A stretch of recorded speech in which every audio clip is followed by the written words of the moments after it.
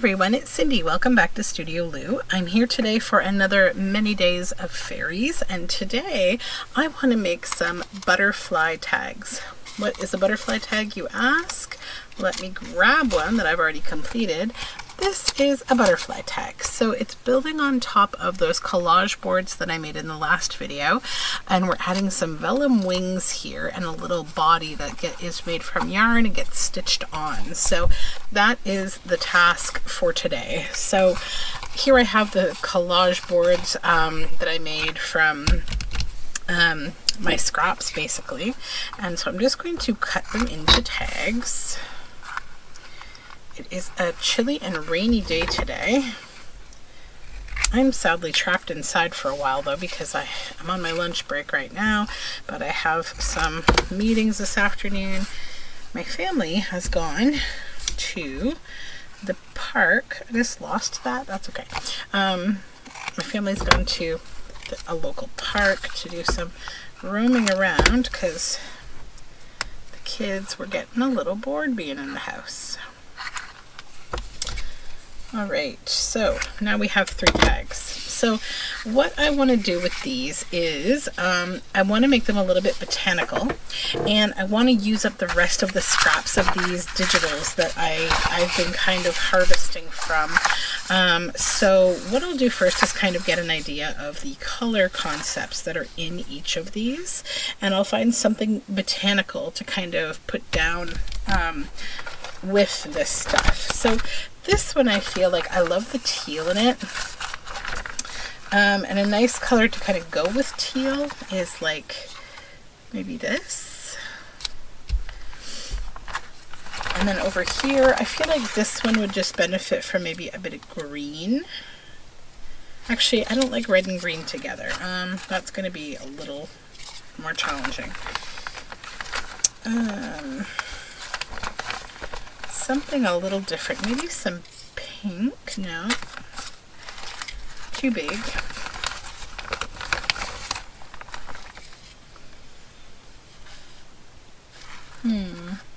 I don't want to cover up that bit of botanical. I want to try to maybe accent it with something though, or maybe that one just doesn't need anything more botanical because there's already some botanical there. So we'll just wait on that one. But let's find something for the owl here. This one's a little bit big, but I love the colors. Green, too big. We have a mushroom. Maybe with the owl, the mushroom would be cute. I think it's too blocky. I need something with a little more freeform shape to it. Let's see here. All these fussy cuts. That's the same color as the other one, but a little smaller. I will go with that one. Okay, so I've got the botanical stuff on 2 out of 3. Now what I'm thinking I'd like to do, maybe this might work on that 3rd one. This is from the Fairy digital, and you know what, I think I do like that. Now I've got this rough straight line here to deal with as well. I will keep looking for collage fodder for that.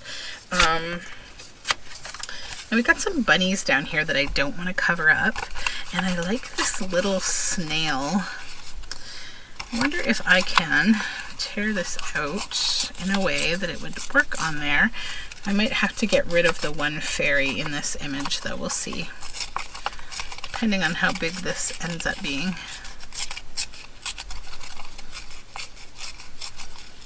So it's very quiet in my house today. Okay.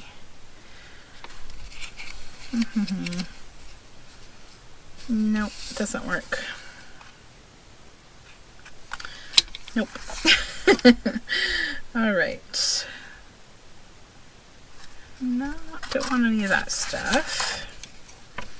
Where is, I have this one page I was thinking of using. Yeah, this. I want to cut this out. So I have a little bit of the purple border here.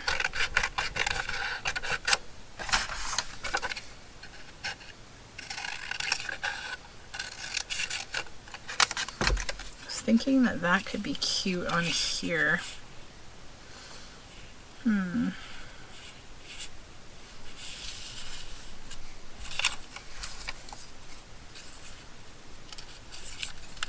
Everything is too big. Could I just clip that in half maybe? So that would be good there. That could be good there. We don't need more flowers. This could maybe go over here. Yeah. Okay, and then I think like I want some kind of another little snippet down here, or words or something.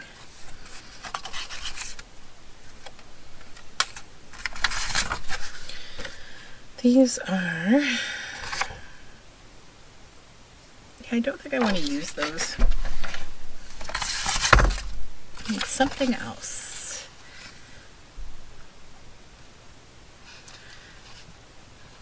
No. This is like a little fairy here that's like sneaking up on some toes. That might be cute. Then I've got some little wings and a little purple fairy, but I don't think the colors go. I'm not a fan of the look of that fairy, so it doesn't work.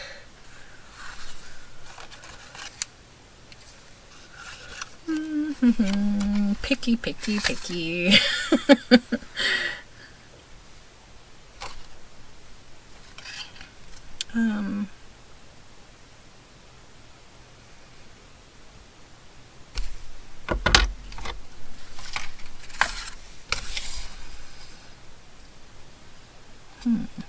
Let's cut this one out and see.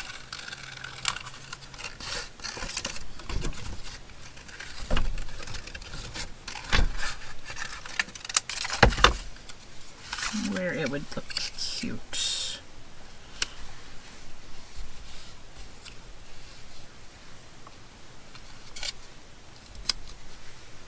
Actually, I quite like that on there. She that pinches country wenches if they rub not clean their benches, and with sharper nails remembers when they rake not up their embers. Nah. I don't think any of that is useful for this work, anyway, for this piece. And then these, I think, are the wrong colors, so I don't think I want to use them for anything. So that might be what I go with. This. That one I'm happy with. I need a little word or something down here. Let me look in my fairy words. Actually, I've got these little rhymes too. A fairy rhyme. Couldst thou, great fairy, give to me the instant's wish that I might see of all the earths that one dear sight known only in a dream's delight. Yeah, that's lovely. Okay. That might be very sweet down here. And I'll ink it up and the whole thing will look more cohesive. So, okay, let's get our collage part of this stuck down.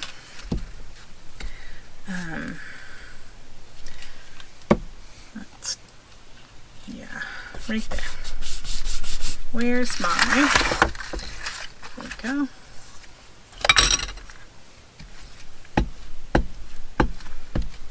Yeah, so I'm not up to anything too exciting today. I'm just kind of puttering around like I'm working today, and then probably going to be spending a good amount of time just trying to pack up the rest of the stuff for my show and get started on unpacking for my little vacation next week. And yeah, there's lots to do.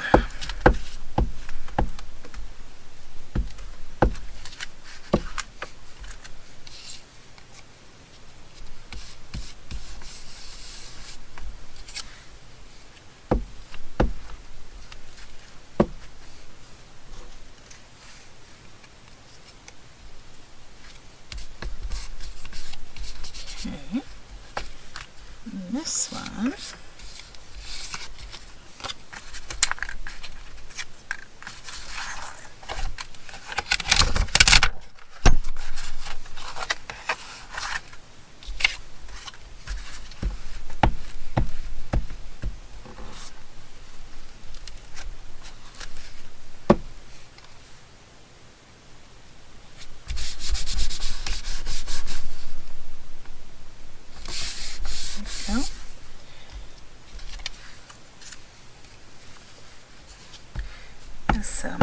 son, my husband sent me a little video of my son. He's kind of wandering around playing with some Canada geese right now and having a blast.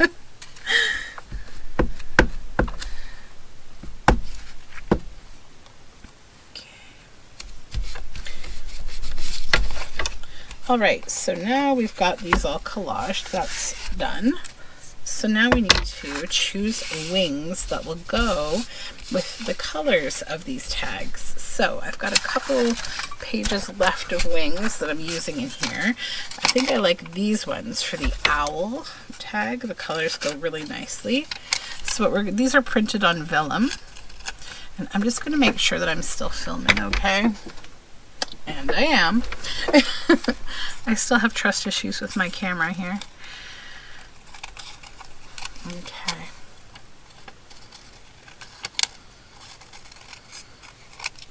So this, what we're going to do is take art glitter glue and just go down the center here where the body would be, and then just glue it right to the top of the tag in the center. That like that. Now let's get some for this tag. I think I'll use the Luna moth wings.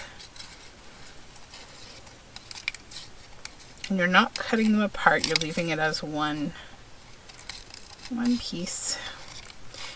This was a digital. I completely forget where I got this from, but you could also use, if you don't have digitals, I mean, you can get digitals on Etsy of butterfly wings. Just look for butterfly wing fussy cuts or something. You could also use a butterfly book, a field guide if you have one. Or if you have butterfly stickers, you could use them this way. So there's two. Now we need this one, and I like these tealy colored wings for this one as well.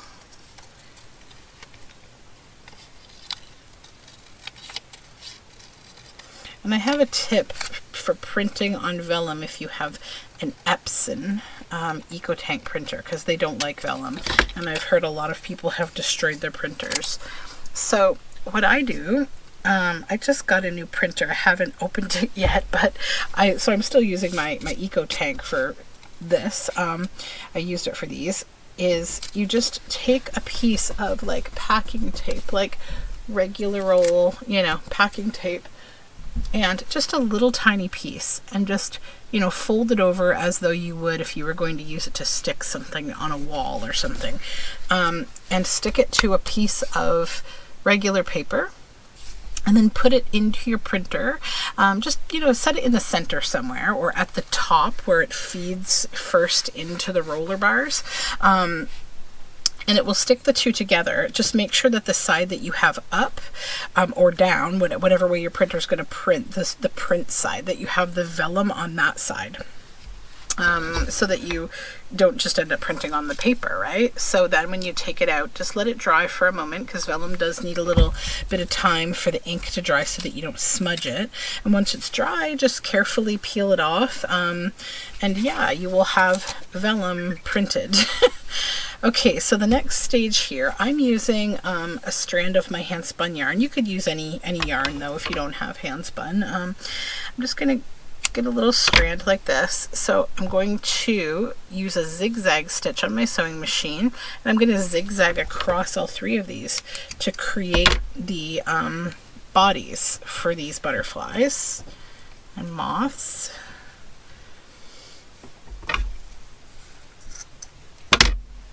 Here we go. Come here. Okay, so I will pause for a moment, stitch these on, and I'll come right back.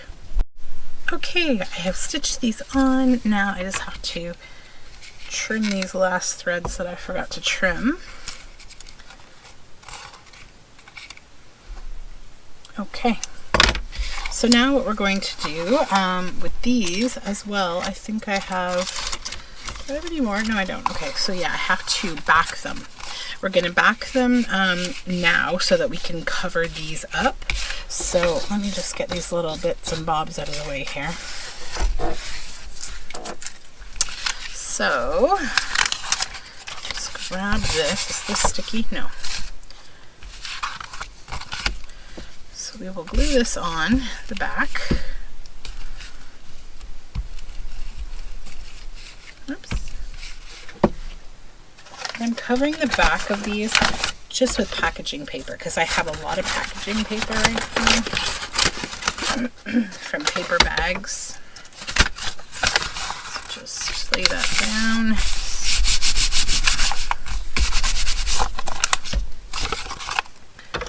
And then we're just going to snip around here.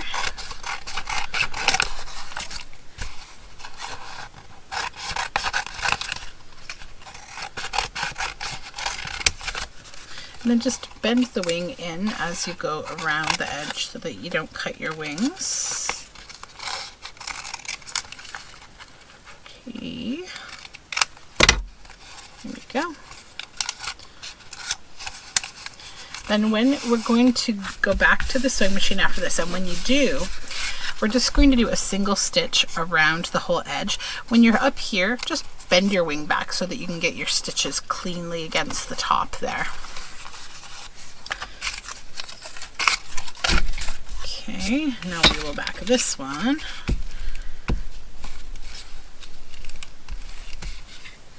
I'll just glue them both up a bit. Okay.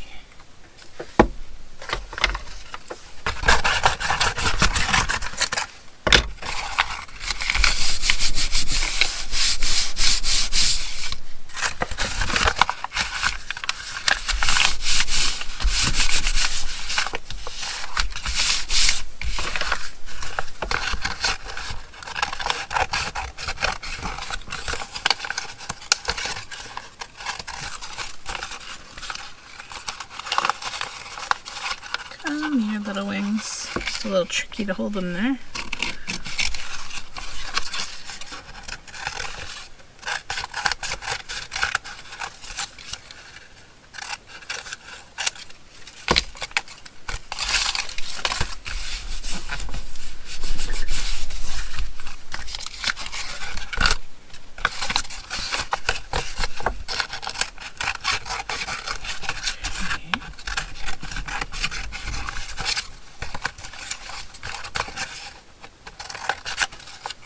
I think I might go for a little walk in the woods, even though it's rainy today.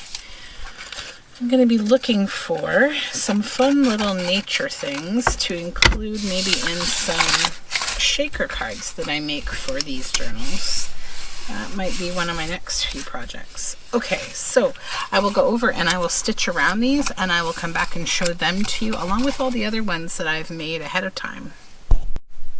Okay, so these are all stitched around. So as I mentioned, I just used a running stitch, like a single, line stitch, and I just bent the wing back, started here, went all the way around to the other edge there, and backed in packing paper. I really love the feel of the packing paper. It's quite nice. So I'm really happy with how these turned out. I think they're super cute.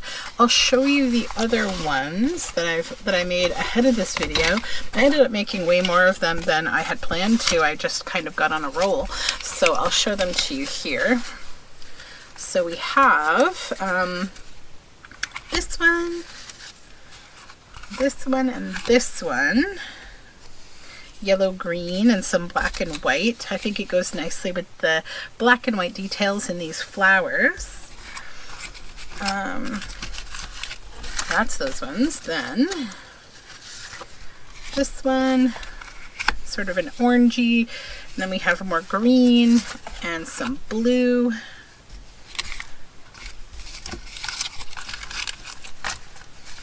More blue and green and purple. This one's kind of more green. And then some pink and green.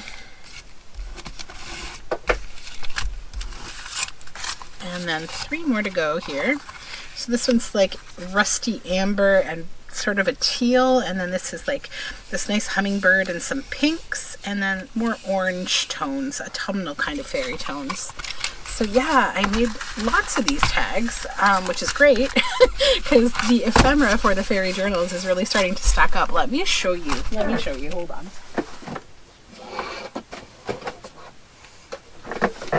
Okay. So this is the completed ephemera for the fairy journals so far. Look at what we have. Like, we have lots and lots of stuff in here. It's pretty great. I've got some, no, are these signatures? No, they're not. They're just like tuck-ins, but yeah, I've got like a ton of stuff in here. So it's getting there. I don't know how to begin to calculate how much ephemera I'm going to need for all these journals. Right now I'm just content to keep making, and then, you know, if I end up with too much, which I doubt, because the last time I made multiple journals I thought, oh, I've got more than enough ephemera and then I ran out and was like, huh, okay, and then I honestly had to make almost as much as I already had made. So because I get a little ephemera heavy at times, and I'm going to try to maintain my ephemera composure with these journals. We'll see how that goes. But yeah, it's really building up, so I'm pretty stoked about it. I'm looking really forward to just digging in here. The decorating part of journal making is really my favorite, when like you start to just be able to put it all together. You know, I'll probably lay all of this out on a table and just be able to like pick what I want and everything, and yeah, it's gonna be fun. So let me know, have you ever worked on, you know, multiple journals in a series at once, and how did that go for you? Did you enjoy that process, or do you find it boring or stale or too much work at once? I could honestly understand both opinions there. I have done a few now, multiple journals at once. I have done gnomes, I've done vintage Sesame Street. I've done like small, like 2 to 3 journals, lots of those, like unicorns, and what else?